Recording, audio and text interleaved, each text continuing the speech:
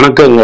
Economic டைம்ஸ்ல ரீசெண்டா ஒரு ஆர்டிக்கல் படித்தேன். அந்த ஆர்டிக்கல் நம்ம சுரேஷ் நாராயண் தம்பி சொன்ன மாதிரி நிஜமாவே இந்தியா ஒரு ஃபெயில்டு மிடில் இன்கம் கண்ட்ரி ஆயிடும் அப்படின்னு சொல்றாங்க.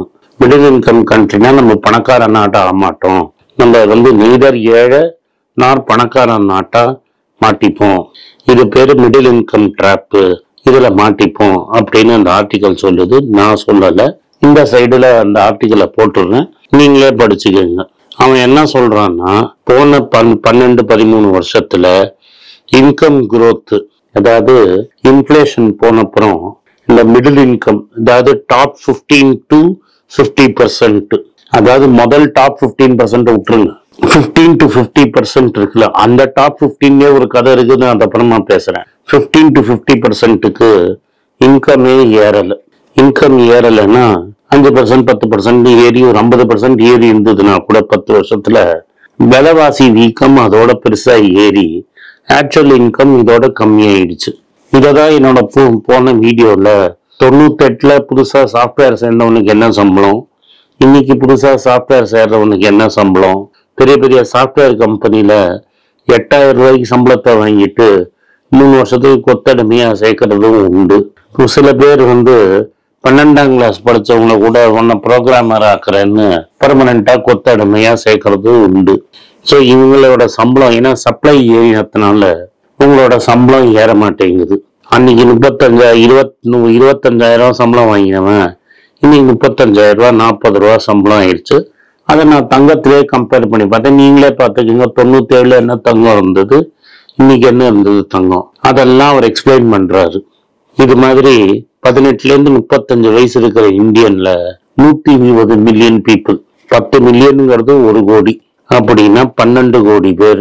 12 கோடி இந்தியர்கள் 18லேருந்து 33 வயசு இருக்கிறவங்க எய்தர் காலேஜ், யூனிவர்சிட்டி, ஏதாவது PhD படிக்கிறேன்னு தெரியாமையும் வேலையிலையும் இல்லாம நடுவில் அப்படியே தொங்கிட்டு இருக்காங்க. அந்த இடத்துல படிக்கவும் இல்லை, வேலைக்கும் போல, வீட்டில் உட்காந்து சாப்பிட்டு இருக்கிறாங்க அப்படிங்கிறாங்க. ஜிடிபி நீங்க எடுத்து பார்த்தீங்கன்னா, contribution of GDP to agriculture ஜிடிபியோட கான்ட்ரிபியூஷன் 32 வருஷத்துக்கு வரலாறு கம்மியா இருக்கு. அதாவது 1991க்கு முன்னாடி போனாதான் இந்த GDP contribution, agriculture's contribution to GDP ஹையரா இருக்கு. இப்போ 15%ல இருக்கு. இது மாதிரி 15% இதுக்கு முன்னாடி இருந்தது 30 வருஷத்துக்கு முன்னாடி.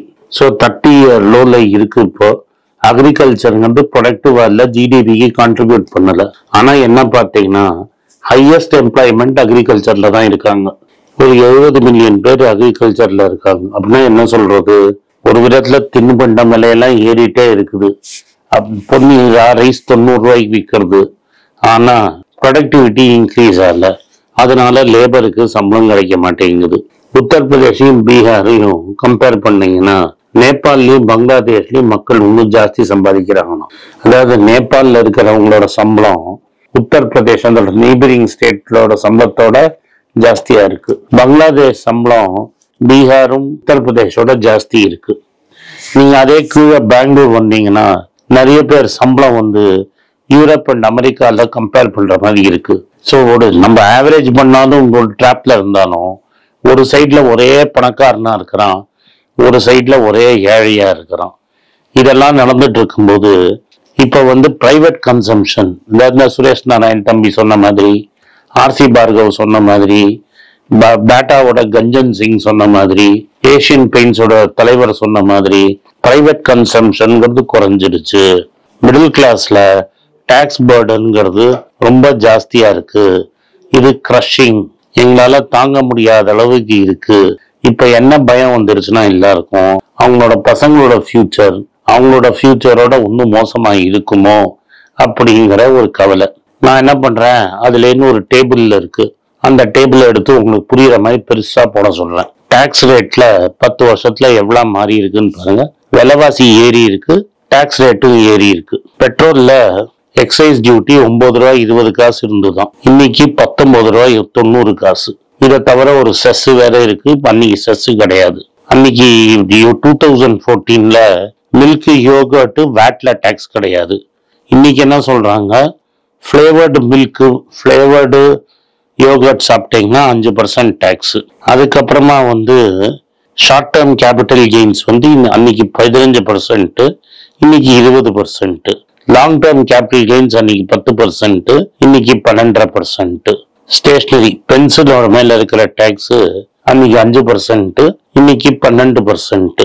அதுக்கப்புறமா வந்து இந்த முடிவெற்ற சர்வீஸ் அன்னைக்கு 12% சர்வீஸ் டேக்ஸ், இன்னைக்கு 18% ஜிஎஸ்டி. அன்னைக்கு வந்து health insurance premium 12% service tax, இன்னைக்கு 18% ஜிஎஸ்டி. அதுக்கப்புறமா வந்து ஸ்கூட்டர்ல 12.36% எக்ஸைஸ் டியூட்டி. இன்னைக்கு ஸ்கூட்டர்ல 28% 31% ஜிஎஸ்டி. இது எந்த பணக்காரனும் வாங்குற ப்ராடக்ட் கிடையாது, இதெல்லாம் மிடில் கிளாஸ் வாங்குற ப்ராடக்ட். இதுல வரி ஏற்றிருக்கீங்க. ஒரு இடத்துல டாலருக்கு நிகரா ரூபா விழுந்துகிட்டே இருக்கு. 57 ரூபாய் வித்துட்டு இருந்த ப்ராடக்ட் இன்னைக்கு 84 ரூபாய்க்கு வித்து இருக்கு. சம்பளம் ஏறல, நானே போட்டு காமிச்சிட்டேன். சம்பளமும் ஏறல, டாலர் ரூபாவோட மதிப்பும் இறங்கிடுச்சு. தங்கத்துக்கு அகென்ஸ்டா பார்த்தாலும் இறங்கிடுச்சு. அன்னைக்கு 3000 ரூபாய் ஒரு கிராம் இருந்த தங்கம் இன்னைக்கு 8000 ரூபாய் ஒரு கிராம் தங்கம் ஆயிடுச்சு. நீங்க தங்கமா எடுத்துக்கோங்க, வெள்ளியா எடுத்துக்கோங்க, எதா இருந்தாலும் விலை ஏறி இருக்கிறது. இந்த சைட்ல வரி டாக்ஸையும் ஏற்றி இருக்கிறீங்க. இது மாதிரி சமயத்துல கார்பரேட்டுக்கு மேல டாக்ஸ் பாலிசி சர்க்கிள் அப்படின்னு ஒண்ணு இருக்கு. இந்த பாலிசி சர்க்கிள் பாத்தீங்கன்னா டைரக்ட் டாக்ஸ் என்ன பண்ணிருக்காங்கன்னா வந்து இந்த இண்டிவிஜுவல்ஸ் மேல இருக்கிற டாக்ஸ் ஜாஸ்தி ஆயிருக்கு. அதாவது தனி மனிதர் பிசினஸ் பண்றவன், தனி மனிதர் கான்ட்ராக்ட்ல வேலை செய்யறவன், இன்சூரன்ஸ் ஏஜென்ட், கான்ட்ராக்டர், இவன்லாம் போட்டிருக்கிற டாக்ஸ், அப்புறம் இந்த மங்காத்தா ஆடி டாக்ஸ் கட்டுறது, இது எல்லாம் ஒரேடியா ஏறுது. அதே சமயத்துல கார்பரேட் டாக்ஸஸ் கட்டுறது கம்மியாயிட்டே போகுது. இதெல்லாம் பாக்கறச்ச இந்தியாவோட மிடில் கிளாஸ் இன்னும் மோசமா தான் போகுது. வேலை வாய்ப்பு கிடைக்க மாட்டேங்குது. இதனால்தான் எக்கானமி ஷ்ரிங்கிங். அவனால நான் சொல்லிட்டு இருக்கிறேன், எடுக்கல. என்கிட்ட நீங்க என்ன சொன்னீங்க? ஸ்டாக் மார்க்கெட் ஏறுது, ஸ்டாக் மார்க்கெட் ஏறுதுன்னு சொல்லிட்டு இருந்தீங்க. நிலா சோறு மாதிரி நிலாவை தொட்டு தொட்டு சோறு ஊட்டுவாங்களே, நிலா சோறு ஊட்டிட்டு இருந்தீங்க மக்களுக்கு. இன்னைக்கு அந்த நிலா சோறு பலூனும் பஞ்சர் ஆயிடுச்சு. பட் மார்க்கெட் ஏறினது எதனாலன்னு அந்த சொல்றாங்கன்னா எக்கனாமிக் டைம்ஸ்ல, நீங்க வந்து டாக்ஸ் கட்டு, கடனை குறைச்சது, அப்புறம் சப்ளையரை போட்டு ஸ்குவீஸ் பண்ணது, இதனாலதான் ப்ராஃபிட் ஏறிதுங்கிறாங்களே தவிர பெருசா வந்து பிசினஸ் ஏறி ப்ராஃபிட் growth இல்லைன்னு எக்கனாமிக் டைம்ஸ் அந்த ஆர்டிக்கல்ல சொல்றாங்க. ஹை எண்ட் பிரீமியம் குட்ஸ் நல்லா விற்குதான், ஆனா அஃபோர்டபுள் மாஸ் மார்க்கெட்டுக்கு பண்றதெல்லாம் விற்கலையா. இன்ஃபார்மல் செக்டர் தான் டாமினேட் பண்ணுது. ஒரு transition to high quality formal sector நடக்க மாட்டேங்குது. இது வந்து ஒரு அண்டர் பர்ஃபார்மிங் எக்கானமியோட இதுன்னு அண்டர் சைனுன்னு அந்த எக்கனாமிக் டைம்ஸ் ஆர்டிக்கல் சொல்லுது. நீங்களே பார்த்துக்கோங்க, நான் போடுறேன். இப்ப கடைசியா என்ன ஆயிடுச்சு, மக்கள் நிலைமை கடனை வாங்கிட்டு மங்காத்தாடி சம்பாதிக்கிற அளவுக்கு போயிட்டாங்க. இதையும் நான் சொல்ல, கேவி காமத் சொல்றான். பர்சனல் லோன் வாங்கி மங்காத்தா ஆடிட்டு இருக்கிற மக்கள்னு. இது மாறும்னு நம்ம நம்புறோம். நன்றி, வணக்கம்.